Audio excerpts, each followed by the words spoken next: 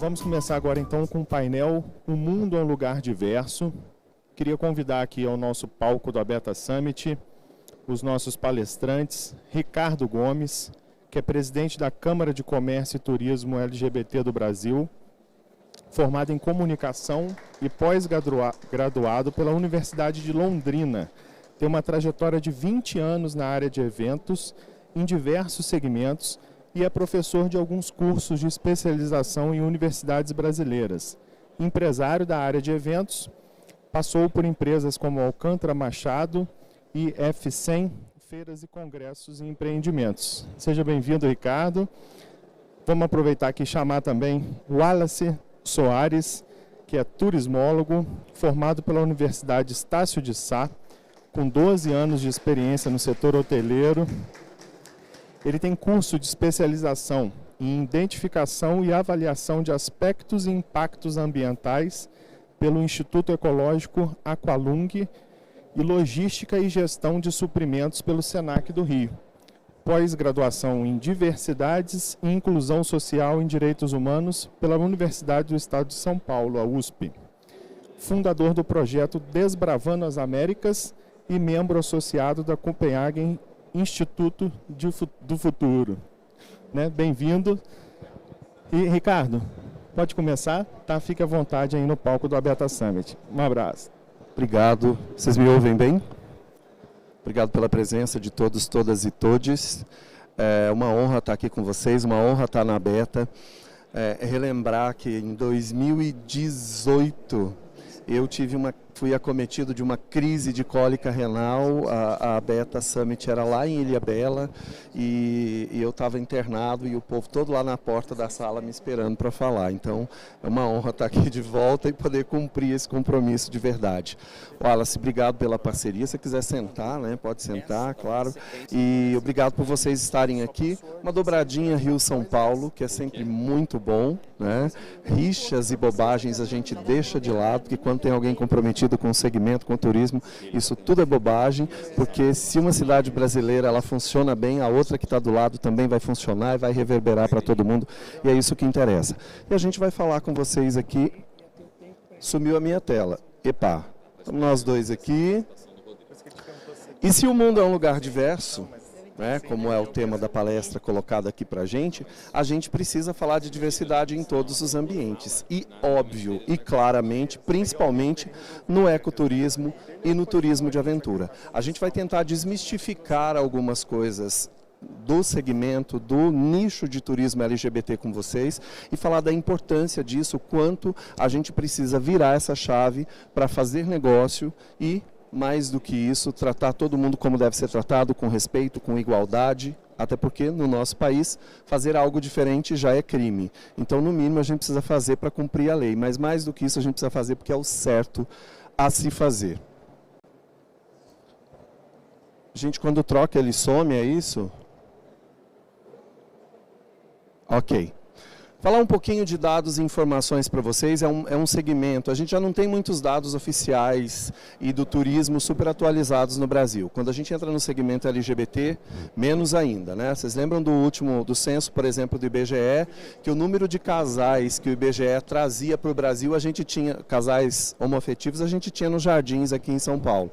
Então, a forma de perguntar, a forma de questionar, como abordar, implica diretamente. E pensa para um menino, por exemplo, para uma menina que é LGBT e não saiu do armário, aí chega o censo e pergunta, né, você se identifica como hetericíssimo da vida inteira. O pai está ali, ele não saiu do armário, ela não saiu do armário.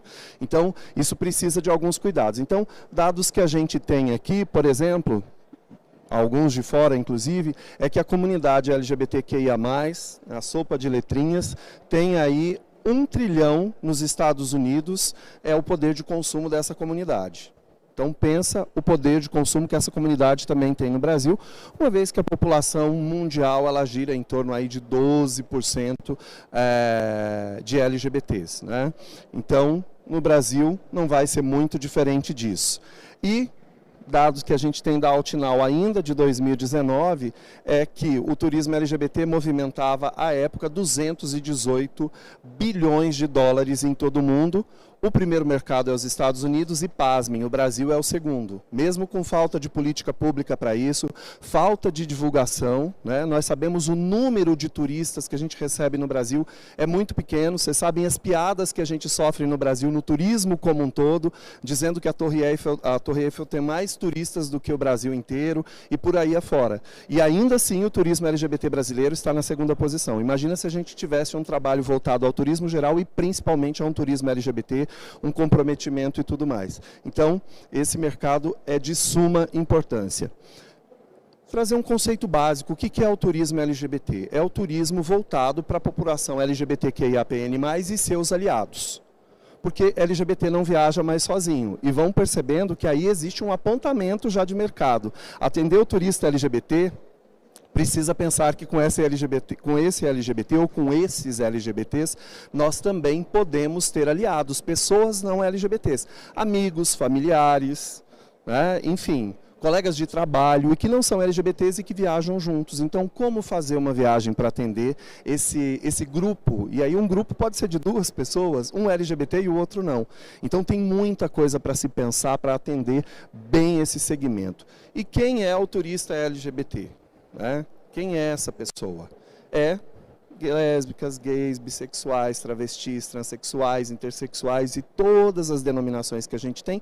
E os aliados estão juntos, não dá mais para pensar.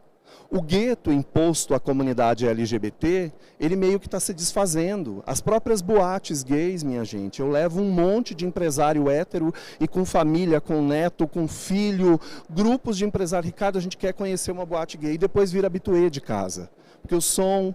Nossa, o som é incrível, as boates são incríveis. E você vai lá, você vai encontrar casais de namorados, héteros e casais casados, namorados, enfim, você vai encontrar pessoas com mais idade, porque a gente que já tem um pouco de neve, né, na cabeça também tem direito à diversão. Então esse mix é muito importante para quando a gente pensa a comunidade LGBT e em todos os segmentos. Aonde é que tem um turismo LGBT específico? Quando a gente tem um projeto específico, um evento, um cruzeiro gay ou um cruzeiro LGBT, um festival LGBT, mas não é só disso que vive o turista LGBT, ou o mercado LGBT como um todo. Nós vamos falar um pouquinho de outros segmentos, mas é importante a gente olhar também sempre para os aliados. Então vamos lá, a gente tem produtos exclusivos, que é voltado para a população LGBT, e entendam, alguns eventos, eles são focados exclusivos para a comunidade LGBT. Porém, os heterossexuais não são proibidos, que é o que a gente brinca que são eventos ou projetos hetero-friendly. Eu estou fazendo, por exemplo, esse ano no Carnaval de São Paulo, o primeiro camarote do Carnaval de Avenida de Escola de Samba do Brasil, 100% voltado ao público LGBT. O camarote chama Camarote Sensação. É para o público, mas a gente se declara como um projeto hetero-friendly.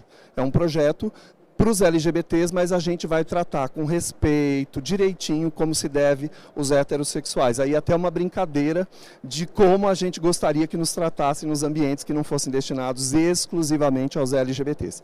Isso é um projeto hetero-friendly que a gente diz.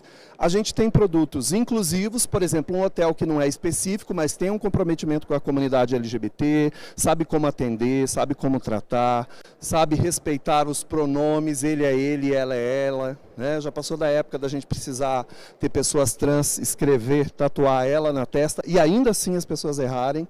A gente já fala um pouquinho também disso. E tem eventos ou produtos que são inclusivos e exclusivos, as duas coisas, também para os eventos. Eventos específicos e eventos que recebem. Por exemplo, o carnaval ele não é LGBT, certo? O carnaval é o carnaval. É um percentual. Por exemplo, a gente viu uma pesquisa no Rio, acho que 32% do Carnaval do Rio de Janeiro é de responsabilidade, aí eu estou falando de arrecadação da comunidade LGBT, ou seja, é mais do que o dobro do número da população. Então, tem muito LGBT no Carnaval. Quando a gente fala de Réveillon, eu tenho um Réveillon voltado para a comunidade no Rio de Janeiro também, o nosso público também é super importante para o Réveillon. E quando a gente tem dados do Réveillon, a gente vai apurar que a comunidade LGBT também é de suma importância no Réveillon. Entendendo um pouquinho, tá? Hoje a gente precisaria de dias para trazer uma série de informações para vocês. Então a gente vai trazer aqui um perfume das coisas, né, e depois a gente está à disposição de vocês na sequência e para continuar conversando. Por exemplo, 53% dos LGBTs acreditam que ser LGBT é uma coisa que impacta diretamente nas suas escolhas, porque precisa olhar se aquele destino está pronto. Por exemplo, como ir para o Catar, né? Como ir para a Rússia. Então, você realmente quer ir para esse lugar, e quem trabalha com agência, quem atende esse cliente, tem que deixar muito claro, você pode ir, mas você precisa saber que a sua orientação sexual, a sua identidade de gênero pode te levar à cadeia, pode te levar a um processo, em alguns até a pena de morte. Então, não são proibitivos, mas precisa dessa informação. 20% já mudaram seu comportamento e 16% da aparência em viagem para ser bem atendido. Olha que triste isso. Você ter que assumir uma postura que não é a sua, né, para você ser bem atendido naquele destino, ou naquele hotel, ou naquele espetáculo, enfim, seja lá o que for. 17% se sentem desconfortáveis para pedir informações onde tem uma balada LGBT, onde tem um bar, onde tem um restaurante que a comunidade se reúne. Então, está aí também um dado muito importante. E segurança, gente, 6 entre 10 entendem que segurança é a palavra-chave. O Clóvis está aqui da IGLTA. Clóvis, dá um oi aí. A IGLTA fez uma pesquisa o ano passado sobre várias questões da comunidade LGBT. Eu, inclusive, tive a honra de ser convidado para comentar essa pesquisa junto com a Mariana Eldrig, que é da FEComércio, quem responde pelo turismo da FEComércio. E a questão é o seguinte, o item mais importante na pesquisa da IGLTA era a segurança, mais que o preço do hotel, do aéreo. Por quê? Porque a gente pode morrer simplesmente por ser quem somos. E isso não é mimimi, a gente precisa entender isso muito claro. Só por ser LGBT a gente já pode ser alvo da bala, da faca, da agressão. Então, segurança é super importante. 53% já tiveram uma experiência que não foi bacana em hospedagem. É muito alto, gente. É muito alto. Então, o papel de todo mundo cobrar da hotelaria a mudança na forma de atender. E 24% relatam um problema com outro hóspede. E agora está um momento que a gente está vendo aí todo mundo muito louco, agredindo todo mundo em aeroporto, em todos os lugares. Então, a questão LGBT também vai piorar com esse tipo de coisa. A gente tem que trabalhar para isso ser diferente. 20% tiveram problemas com o staff do hotel, da companhia aérea e tudo mais. 20%, gente, é muito. E 13% problema com o uso incorreto de pronome.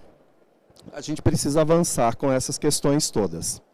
Bom, diquinhas rápidas, curtas, lógico, muito generalistas, de como se tornar uma empresa um destino diverso.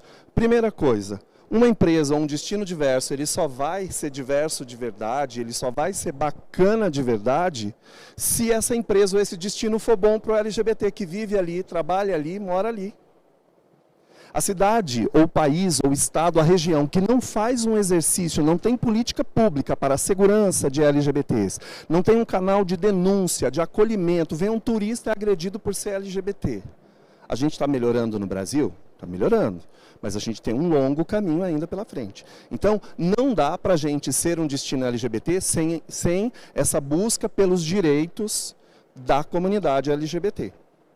O trabalho com o turismo LGBT ele vai acabar o dia que o tio do carrinho de pipoca da matriz daquela cidade de 10 mil habitantes, a tia da cocada, receber um casal LGBT, seja de dois homens, duas mulheres, um homem trans, enfim, qualquer formatação de casal LGBT, e dirija a eles a mesma pergunta que dirige ao casal hétero. Oi, tudo bem? Vocês estão de férias? Vocês são namorados? Vocês estão de lua de mel? Estão gostando da cidade? As mesmas perguntas. As mesmas perguntas. Como isso vai demorar séculos para acontecer, o nosso trabalho não vai acabar tão cedo. E é um trabalho da sociedade, viu, gente? Essa transformação tem que ser de todos nós. Outra coisa, não dá para você dizer que atende a comunidade LGBT, que quer ganhar dinheiro da comunidade LGBT, se você não se posiciona em favor dessa comunidade. A comunidade LGBT nos últimos anos parou de comprar produtos e serviços de empresa que não se posiciona em favor da causa e principalmente daquelas que se posicionam contra. Então, assim, Para nós hoje é muito claro, se nós não somos bons o suficiente para você nos ajudar, que a gente tem os nossos direitos resguardados, a nossa integridade física e a nossa vida resguardadas, nós também não levaremos o nosso dinheiro para o seu negócio.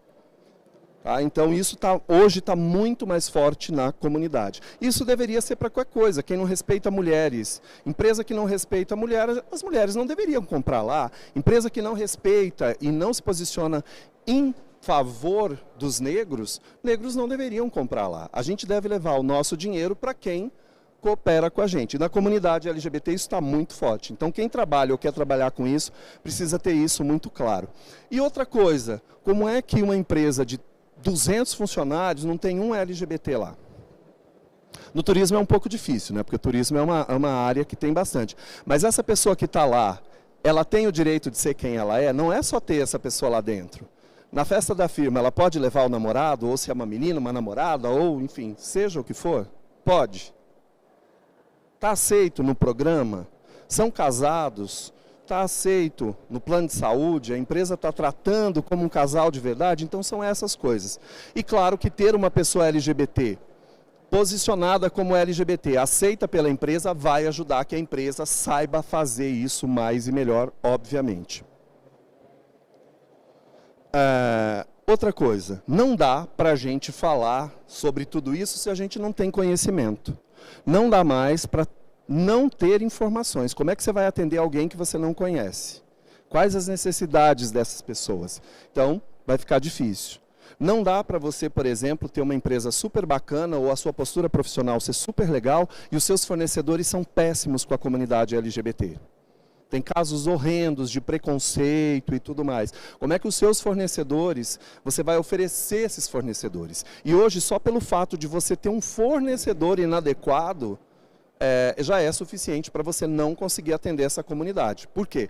Essa pessoa, as pessoas cada dia mais têm informações de que aquela empresa ou aquela pessoa tem um posicionamento contrário ou desrespeitoso à comunidade LGBT. Se ele é seu fornecedor, você não vai conseguir atender essa comunidade. Porque a primeira pessoa que perceber já vai gritar para o mundo que você é até uma empresa legal, mas você tem ali um fornecedor que matou não sei quem, que demitiu porque era LGBT, porque tem esse ou aquele processo. Então, isso é muito importante. E, para entregar um produto que você domina, você tem que conhecer. E a gente fala um pouquinho mais sobre isso agora. Qual o nosso grande problema? Falta de informação. E, gente, a informação está aí. Tudo bem que a internet tem muita coisa insegura, tem muita coisa, informação que não é correta. Mas é muito fácil descobrir onde vocês podem buscar informações adequadas, né? Então, o grande problema é essa falta de informação, né? Ou a informação e a falta dela. A gente precisa resolver esse gargalo que é muito, muito, muito importante. A gente ainda tem gente no trade falando opção sexual. Gente, a ciência já provou, ninguém escolheu. Do mesmo jeito que não é possível escolher a cor do olho ao nascer, não é possível escolher ser gay, bi, trans, não estar confortável com o gênero que nasceu. Tá? Não dá para dizer homossexualismo, o sufixo ismo é de doença. A Organização Mundial da Saúde já tirou isso do CID há muitos anos. Então não tem como a gente fazer isso se a gente ainda está falando GLS ao invés de LGBT e por aí vai, fazendo piadinhas em rodas de amigos e por aí afora. E aí, gente, para dar um choque de realidade, o Pix foi lançado em 2 de 2020. Eu tenho certeza que aqui ninguém tem dúvida sobre o Pix. E por que a gente tem tanta dúvida de coisas básicas da comunidade LGBT? Entendo que tem muita coisa complexa, tem a sopa de letrinhas, são muitas letras. Ninguém precisa ter tudo na ponta da língua, todas as nomenclaturas de cada letrinha. Mas não dizer homossexualismo tem que saber. Chamar travestis de a e de ela, mulheres trans de ela, homens trans de ele, é obrigação mínima. E isso não está sendo feito, e aí as pessoas dizem que porque não tem informação. Não cabe mais. Está feio, não está bonito, é desumano e, detalhe, é contra a lei. LGBTfobia no nosso país já é crime. Então a gente tem aí uma série de motivos, mas o principal dele que a gente precisa virar essa chave é porque é o certo a se fazer. Tá? Bom, a gente precisa, na verdade, mudar essa questão aí bacana de ser correto, de ser honesto, porque é bacana mesmo. Mas o turista, para a gente viajar, o que a gente precisa fazer? Eu acho que o turismo é um dos segmentos mais importantes para a virada de chave. Quando a gente viaja, a gente tem que deixar, para experienciar a viagem de verdade, a gente tem que deixar quem a gente é em casa, não tem? Se eu quiser vestir as minhas roupas num lugar que é muito frio, vai dar ruim. Então eu preciso adotar a vestimenta do outro, do país onde eu vou viver. Eu preciso adotar os hábitos alimentares do outro. Porque eu não vou ter arroz e feijão em toda a esquina, como no Brasil. Então eu vou ter que passar a experienciar isso diferente. Se eu vou a templos, não tem lá a sua religião, você vai ter que ir ao templo do outro, e se aquele templo diz que você tem que cobrir a cabeça com um véu, que você não pode, ou homem ou mulher, entrar de chinelo, é o respeito à fé do outro. Você não precisa professar aquela fé, mas para conhecer aquele templo, você tem que fazer o certo. Então o turismo é um setor que já faz a gente ter que deixar quem a gente é para viver como o outro vive. Essa é a verdadeira experiência do turismo. Então, por isso que é um setor que pode ajudar muito. Bom, desafios que a gente tem sobre essa questão do turismo LGBT. Primeiro, a gente precisa sensibilizar, treinar, capacitar e fazer a informação circular em todo o segmento, em todo o mercado. A gente precisa que o trade esteja realmente comprometido com a diversidade, equidade e inclusão. O que é isso? É contratar pessoas, é se posicionar a favor de, e não só no mês de junho, nem no dia 28, que é o Dia Mundial do Orgulho LGBT. Não, é todos os dias. A gente precisa que e aí nada contra fazer coisas no mês do orgulho ou no dia do orgulho, mas é importante que esse comprometimento vá por todos os anos. A gente precisa contar com um destino verdadeiramente amigáveis, e para isso a gente tem que cobrar o poder público. Não dá para a gente ter uma cidade amigável se o prefeito faz totalmente o contrário. Então a gente precisa pressionar o poder público, a gente precisa trabalhar enquanto empresários para que isso mude também dentro das empresas. Essa questão da empatia das empresas, a gente precisa ir muito além. Ela precisa sair do negócio.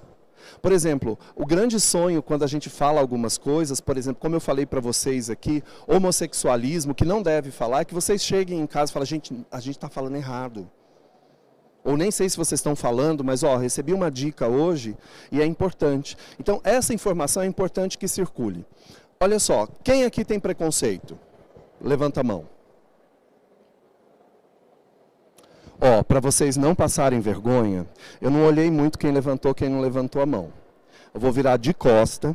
Quando eu voltar para vocês, eu quero que todo mundo tenha levantado a mão. Quem não assume que não tem preconceito, comete preconceito todos os dias. A gente precisa entender que só aceitando que a gente é um ser preconceituoso, eu, você e cada um de nós, é que a gente vai mudar. Então vou perguntar de novo, quem aqui tem preconceito? A gente precisa trabalhar todos os dias para minimizar os nossos preconceitos e os nossos pré-conceitos. Só assim a gente vai ter um mercado melhor, uma sociedade melhor, a gente vai ganhar mais dinheiro e fazendo a coisa correta. Tá? Então, preconceito é inerente, nós temos, e a nossa luta é diária para minimizar, seja com qualquer coisa. Falar assim, nossa, aquela pessoa está com aquela roupa, ela está gorda demais.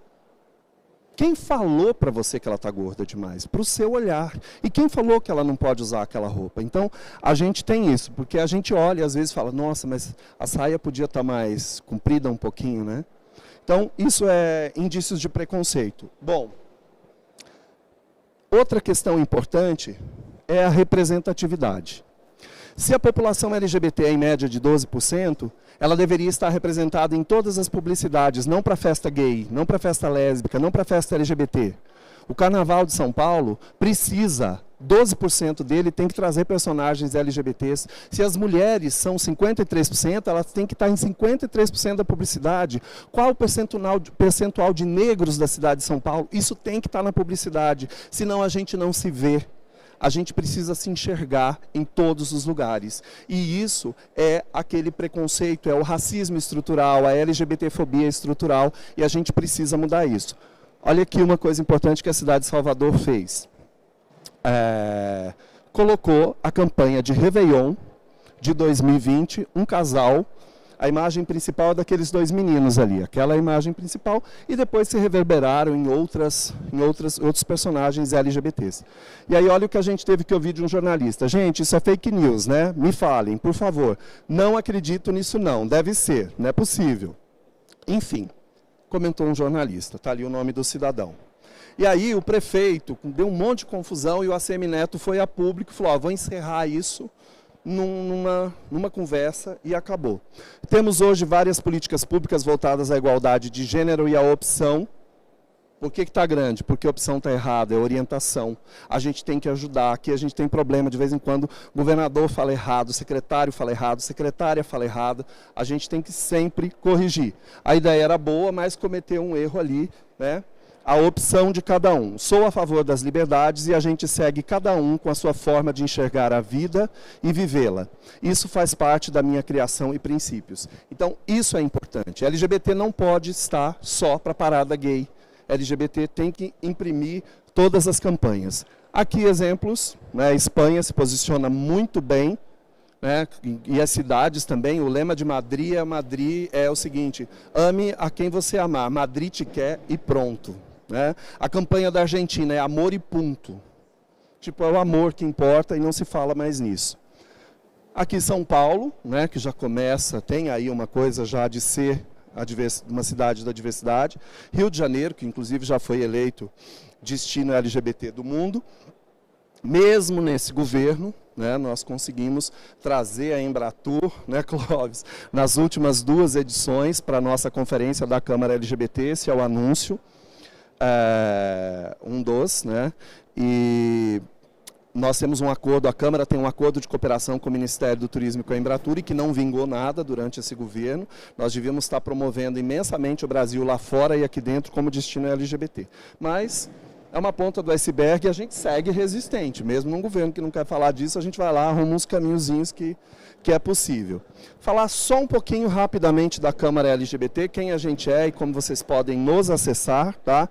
A gente tem um objetivo de fomentar os negócios, trabalhamos mais diretamente com o turismo LGBT, com a cultura, agora estamos também enveredando para o mundo dos esportes, e quanto esse esporte feito por pessoas da diversidade são importantes na geração de emprego e divisa e também na questão da transformação social, porque muita gente tem um ídolo, seja ele um cantor, uma cantora, um ator, uma atriz, um jogador, uma jogadora, e aí a pessoa tem um certo preconceito, mas gosta muito daquela pessoa como artista, como atleta. E num dado momento, a gente conhece relatos disso, a pessoa fala assim, gente, para que esse meu preconceito?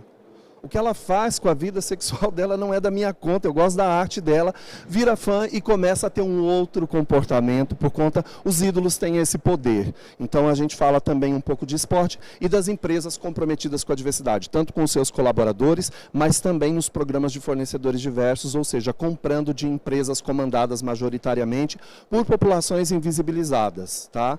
A gente não fala população invisível, ela foi invisibilizada na verdade. Tá certo? E a gente tem sede em São Paulo, a gente tem representação no Rio, agora também Bahia e Brasília, que eu esqueci de colocar ali. Só para vocês saberem, porque às vezes as pessoas se confundem. Antes a gente tinha no Brasil a ABRAT GLS, que virou a ABT LGBT. A Câmara foi fundada, Câmara de Comércio LGBT do Brasil. Depois a gente passou por aquele lá e hoje a Câmara de Comércio e Turismo LGBT do Brasil, ela congrega, ela incorporou inclusive a ABT LGBT e a ABRAT. Então quando vocês ouvirem todas essas entidades anteriores, elas estão contidas aqui na Câmara. O nosso objetivo, então, é fortalecer o empreendedorismo e aí com e para a comunidade LGBT e ou empresas que querem fazer negócios ou que querem se aproximar da comunidade. Obviamente, nós somos uma entidade focada no negócio. Quando a gente faz alguma coisa social, é através do empoderamento econômico dessa comunidade, seja através da geração de emprego e renda ou da geração de negócios. Quando a gente faz alguma coisa social puro, o que a Câmara faz? Ela apoia as entidades que têm esse trabalho, porque não é o nosso core business e a gente não vai reinventar a roda. Como na própria pandemia, no primeiro ano, a gente fez uma campanha muito grande, que a gente teve Tuca Andrada, Paulo Betti, família de Nissete Bruno, um monte de gente bacana, como garotos e garotas propagandas da nossa campanha, e tudo que a gente arrecadou foi para enviar para as entidades que faziam esse trabalho social. Tá? A gente fez parceria com eles, a gente usou o nosso nome, a nossa força, a nossa expressão, para ajudar as outras entidades. E, obviamente, a gente quer falar da questão da ética, a gente quer falar de lei, a gente quer falar de respeito e como isso pode ser importante para a democracia. Dica para vocês, querem saber muito de turismo LGBT, guardem essa data, a nossa 7ª conferência, de 25 a 28 de abril, o dia do turismo é dia 26, tá? Entrem lá no site da Câmara, vocês vão ter todas as informações. A gente vai ter especialistas do Brasil e do mundo trazendo a expertise, tanto quem tem um trabalho de turismo exclusivo para a comunidade, como tem um trabalho inclusivo do Brasil e de fora. É um ano muito importante porque as câmaras LGBTs do mundo vão estar aqui no Brasil, porque é o ano de fortalecer o Brasil. Cada câmara tem a sua, ela é independente, mas a gente se reúne, principalmente a do continente americano, e o ano que vem é ano de promover Brasil. Então ali os meus dados, os dados da Câmara. Sigo à disposição de vocês, o Wallace vai falar e depois a gente bate um papo no final. Obrigado por vocês estarem aqui, desculpem pelo atraso, e agradeço também aos nossos colegas que inverteram com a gente, porque eu tenho compromisso daqui a pouco, e a gente fala já já de novo. Muito obrigado por vocês estarem com a gente e por participarem desse tema que é tão importante. Detalhe, o turismo LGBT é 30% mais rentável, segundo a Organização Mundial do Turismo, do que o turismo convencional. Então, só por isso vale a pena prestar um pouquinho de atenção. Obrigado. Obrigado, Ricardo Gomes. E agora com a palavra o Wallace Soares. Primeiramente, boa tarde a todos. Meu nome é Wallace Soares. Eu sou...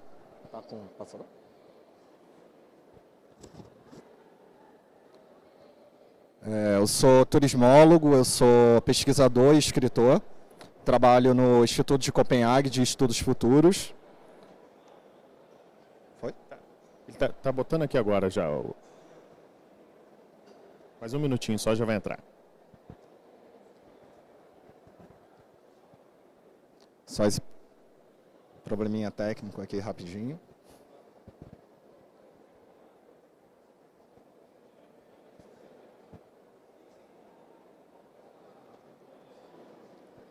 Tá. Acho que agora foi.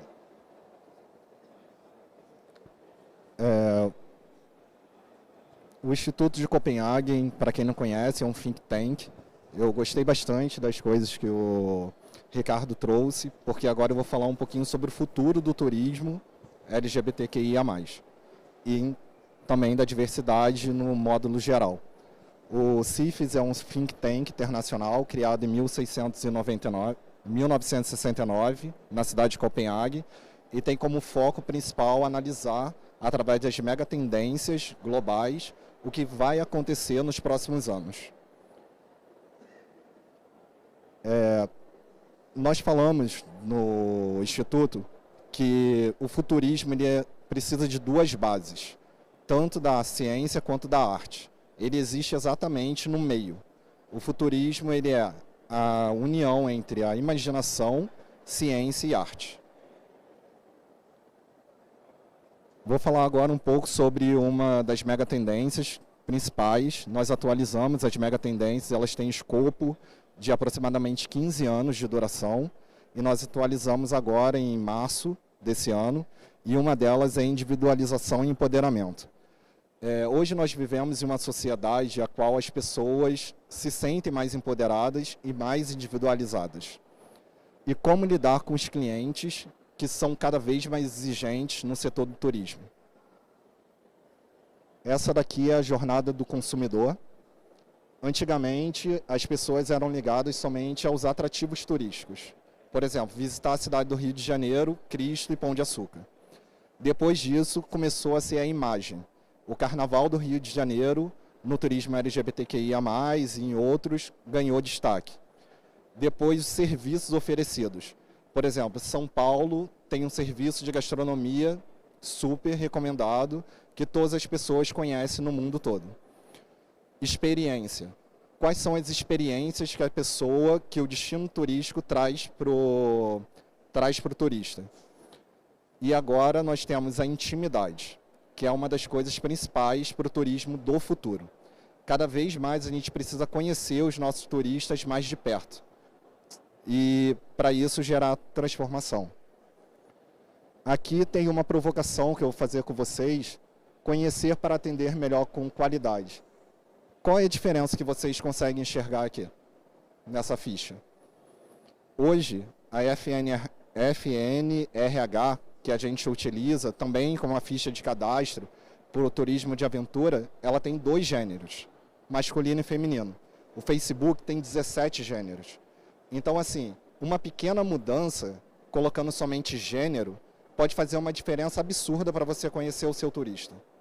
Para você entender quais são as necessidades e conhecer ele de uma maneira que seja não invasiva. Uma maneira de fazer uma anamnese para entender as necessidades desse turista. Se você ainda não faz isso, eu acho que está na hora da gente começar a acordar e fazer para conseguir, sim, atender e captar esse público, que é um público absurdamente grande, como o Ricardo mesmo trouxe.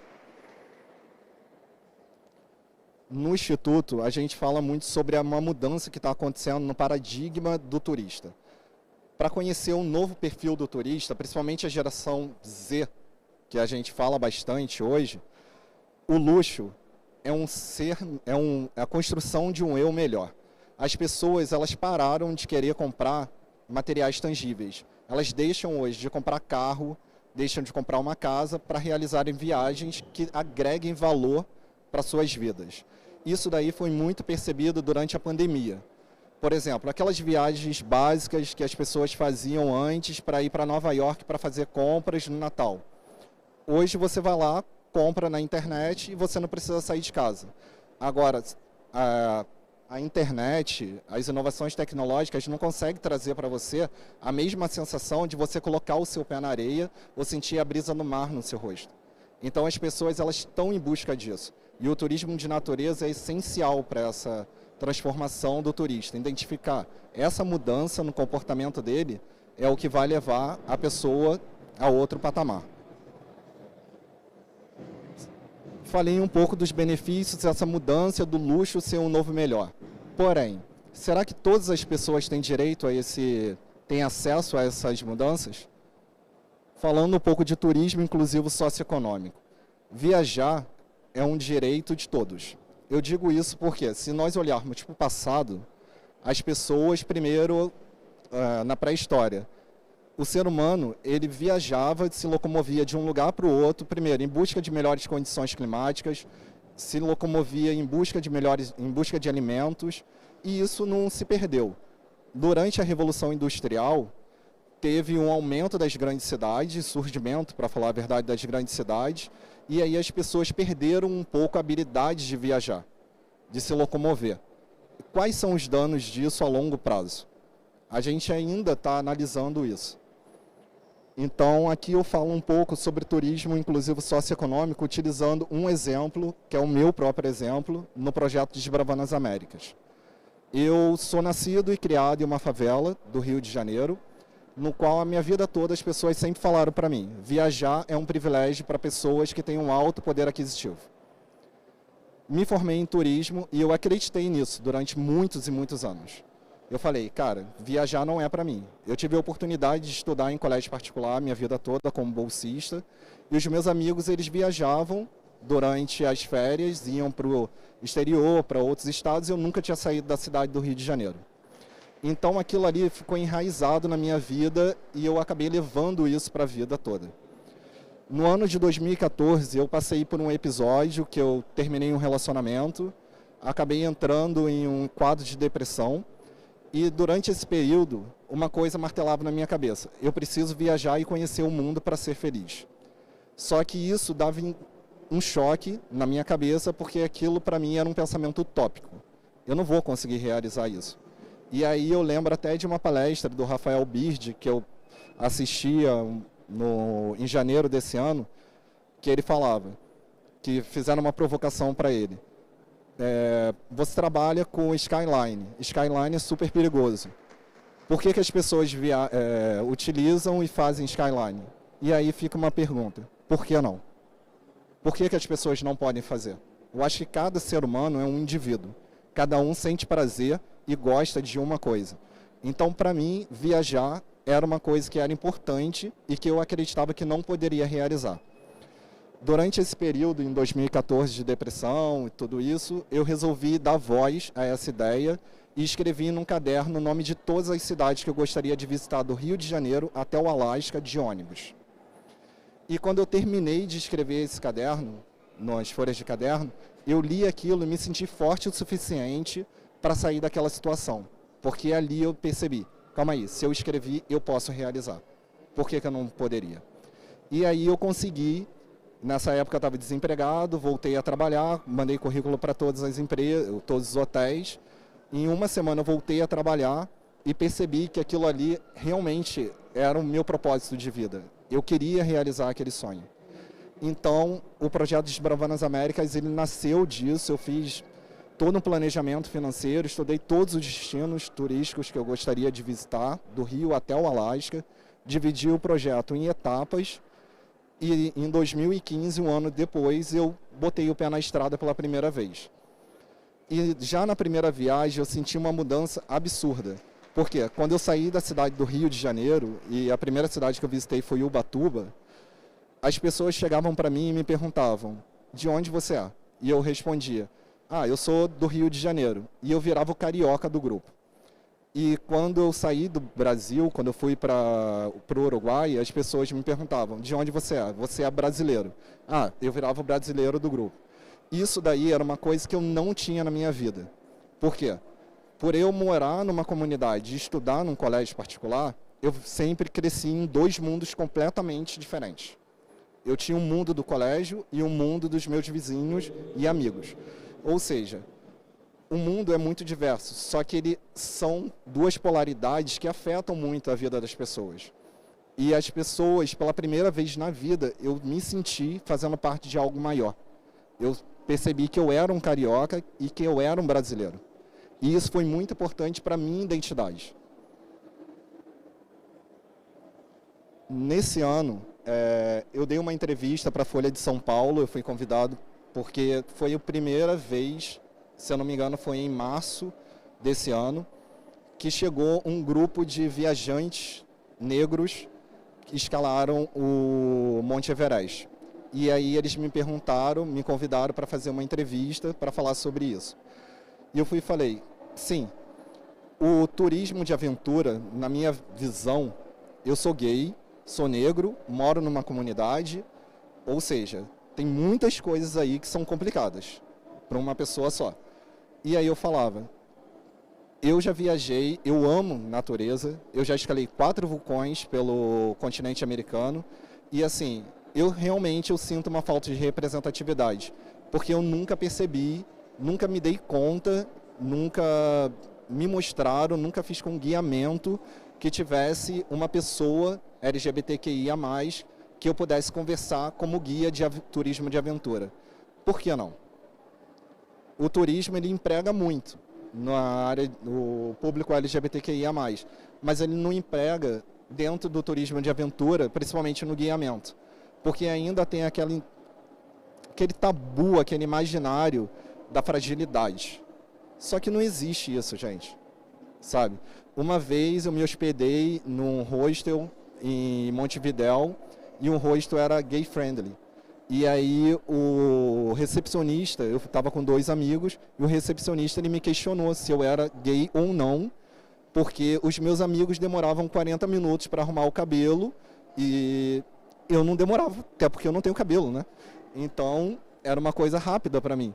E aí ele me questionou, tem certeza que você é gay? Eu falei, sim, gente, eu sou. E ele ficou, chocado com isso. Eu falei, não tem um padrão, sabe? Não existe. Eu sou uma pessoa que gosta de natureza, eu sou um mochileiro. Então, assim, não existe um padrão. Cada pessoa é muito diversa, cada pessoa é única.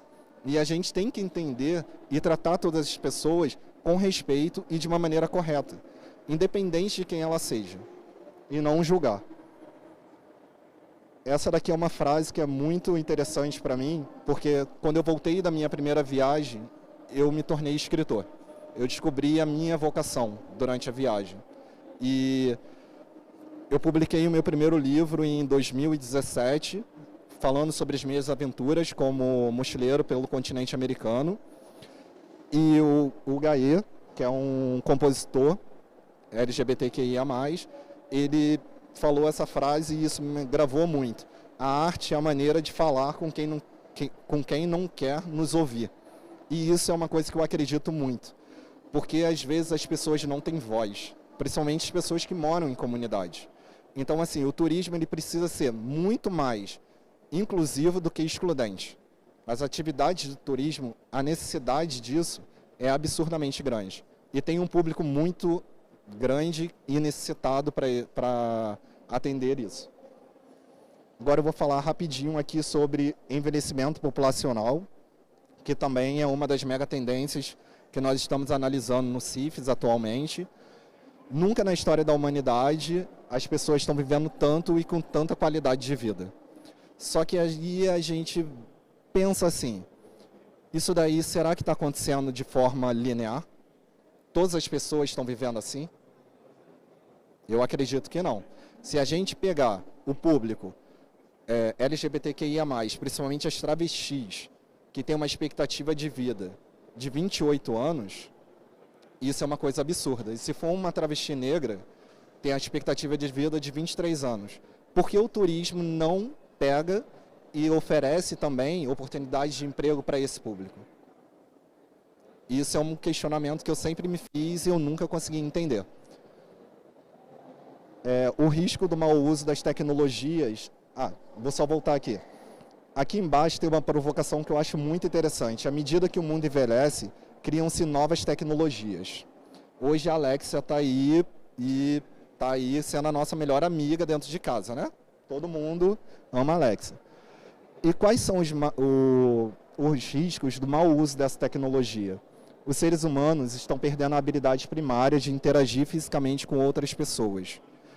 O crescimento exponencial de doenças como burnout, síndrome de ansiedade, depressão, o mau uso de aplicativo de relacionamento está criando pessoas cada vez mais egocêntricas e está transformando as pessoas em mercadorias. Ou seja, a gente está vivendo o que eu chamo de efeito Chandler. Se alguém aqui já assistiu Friends, vai conseguir entender que o Chandler era um personagem que ele conhecia uma pessoa, no dia seguinte, se a pessoa tivesse um mínimo defeito, ele acabava e já conhecia a outra. E hoje em dia a gente está vivendo nessa era sem responsabilidade emocional.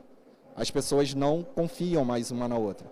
Não tem mais uma ligação, uma conexão verdadeira umas com as outras. O aumento de pessoas egocêntricas e o aumento no número de casos de suicídio, que é uma coisa que está sendo muito falada hoje em dia. Segundo o IBGE, cerca de 11 milhões de pessoas vivem sozinhas em suas residências. Segundo estudos que a gente está realizando agora, a gente está vivendo o que a gente chama de epidemia da solidão. O que é isso? A epidemia da solidão é cada vez mais com o empoderamento e a individualização, as pessoas estão se sentindo mais sozinhas. E qual vai ser o impacto disso para a sociedade daqui a 20 anos? Isso vai ser um problema bem sério que a gente vai ter que lidar, porém é uma oportunidade principalmente para o turismo de natureza. Porque já foi comprovado que quanto mais a gente entra em contato com a natureza e com o meio ambiente, a gente evolui e a gente se sente melhor. A importância das viagens para o equilíbrio da saúde mental. Viajar retira as pessoas da zona de conforto, promove uma interação física entre as pessoas, permite o maior contato com a natureza, é um tratamento alternativo para os grandes males do milênio, do século XXI, como a depressão, que vai ser, para os próximos 20 anos, uma das coisas que a gente realmente vai ter que lidar, e promove o autoconhecimento. Eu falo isso porque, desde quando eu voltei da minha primeira viagem, eu não voltei mais a mesma pessoa. Eu encontrei o meu propósito de vida, eu encontrei o meu autocontrole, eu me conheci verdadeiramente. E assim, eu conheço inúmeras pessoas, inúmeros casos, poderia ficar aqui horas conversando, porque 90% das pessoas que cruzaram o meu caminho pelas estradas do continente americano, todas elas estavam ali por conta de um término, uma quebra, uma ruptura que aconteceram na vida delas. E aí elas utilizavam a viagem como uma forma de se conectar com elas mesmas novamente. Então, o papel das viagens é muito importante e a gente precisa estar ligado para atender com qualidade e equidade esse público que está ali na estrada. Eu gosto muito de falar que a gente não precisa, Nós devemos, na verdade, nos tornar protagonista do futuro e não uma vítima dele. O que significa isso? A gente precisa tomar as rédeas da nossa vida. A gente precisa empoderar as pessoas desde a infância. Hoje eu tenho um sobrinho de 4 anos que ele me pediu de aniversário dele, festa de aniversário dele, de presente, ele me pediu viajar de avião pela primeira vez. Ele tem 4 anos. Minha mãe está com 61, ela nunca andou de avião. Eu fui andar pela primeira vez quando eu comecei o projeto Desbravando as Américas com 30 anos de idade. Então, assim, eu já estou vendo uma mudança de comportamento dele para a minha geração, para a geração da minha mãe. A minha avó, ela andou de avião pela primeira vez com 81 anos, após ler o meu primeiro livro. Então, assim, se você consegue mostrar para as pessoas, através de cases reais, as pessoas se conectam. Agora, como a atividade do turismo vai mostrar isso para a gente? Esse é o papel do turismólogo. Esse é o papel de cada um de vocês que estão aqui. Vocês precisam usar a criatividade para demonstrar com cases reais que o seu destino, a sua cidade, a sua atividade está fazendo uma diferença na vida das pessoas. E aí é o papel e o desafio que cada um de vocês tem que fazer. Essa daqui é uma frase que eu gosto muito, que é do meu primeiro livro, que viajar é viver a vida de forma leve, livre dos pesos que nós criamos para nós mesmos. Ou seja, temos aí todos os benefícios da viagem. Por que não colocar isso daí em prática e principalmente no turismo de aventura? O turismo de aventura é para isso. Não é somente uma atividade voltada para esportes somente, mas sim também como um bem-estar para a saúde física e mental dos viajantes. Com essas palavras eu termino e chamo novamente o Ricardo para a gente bater um papo aí com a galera. Obrigado, Wallace. Acho que a gente fica em pé aqui mesmo, né? Gente, basicamente, pelo dado tempo, eu acho que a gente pode fazer 2 considerações e aí a gente, em respeito até aos nossos colegas que fizeram a troca, a gente pode ficar ali, eu tenho um compromisso, por isso que a gente teve que trocar, mas eu consigo ainda ficar uns minutos ali e a gente fica à disposição de vocês. O que a gente queria mais focar aqui é dizer para vocês que vocês precisam tirar da cabeça a ideia do turismo LGBT, que é gay, branco, cisgênero é diferente de transgênero, tá? E que é da faixa etária de 25 a 50 anos e que gosta de balada eletrônica. Tá tudo errado. LGBT é também isso, tem LGBT que odeia música eletrônica. Nós temos uma balada de música sertaneja LGBT no Jardins que lota e são 3 andares. Então nós temos LGBTs que amam samba. E aí quando traduzindo para o universo de vocês, tem uma coisa muito clara que LGBT não gosta de turismo de aventura. Erro total. E LGBT não é só gay, tem as lésbicas, tem cidades faturando muito com esse olhar para as lésbicas, tá? Outra coisa importante de dizer, tem muita gente olhando para esse segmento. Aquele caso que a gente comentou, até num bate-papo que a gente teve, um barco que faz pesca esportiva no Mato Grosso do Sul, começou a fazer saída exclusiva só para a comunidade LGBT. Aí eles disseram, a gente está pensando em não atender mais hétero, porque quando a gente lança os LGBTs, no instante vende, acaba e hétero vende também, mas demora um pouquinho. Outro exemplo, Love Noronha, que é um festival que acontece em Fernando de Noronha, os primeiros anos quando começaram, lá, você sabe, não tem uma grande estrutura. Então, como era muita gente, as pessoas ficavam hospedadas nas casas das pessoas. Então, no primeiro ano, a comunidade estava toda assim. Se vocês procurarem na internet, vocês vão verem relatos desse público dizendo assim, a gente só quer trabalhar com o público gay. Aquela festa lá é exclusivamente para gay. Pode mulher também, mas e pode, né, e heterossexuais, mas tem um foco específico. E eles falam assim, o pessoal cuida melhor da nossa casa, é mais simpático com a gente. Isso não é regra geral, tá, gente? Tem LGBT também, vamos dar a mão à palmatória. Tem LGBT assassino, tem LGBT que é ruim, que é mau profissional, como qualquer pessoa. Mas, no geral, a fala do pessoal de Noronha é que atender LGBT está melhor. Então, vocês precisam olhar para esse segmento e entender que LGBT também gosta de aventura, também gosta de natureza. Complementando o que o Ricardo falou, é exatamente isso. Eu acho que a gente precisa transformar o turismo cada vez mais inclusivo.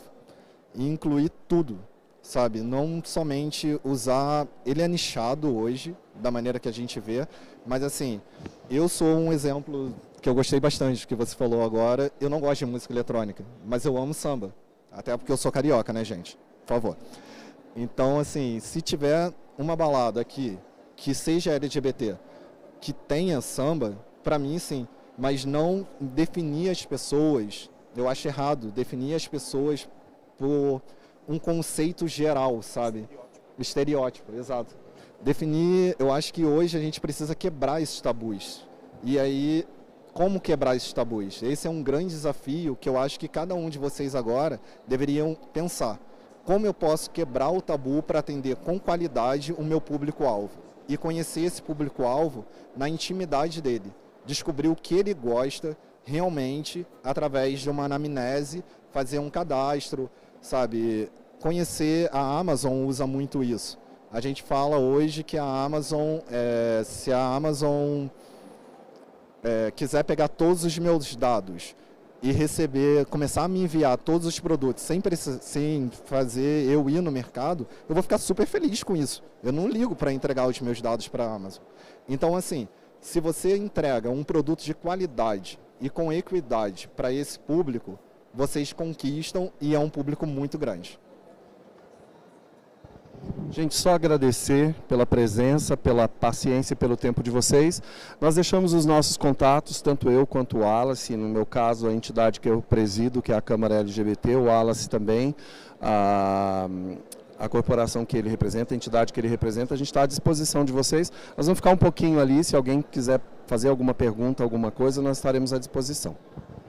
Maravilha, Ricardo, Wallace. Obrigado, gente. Em nome da Beta, agradecer a presença de vocês.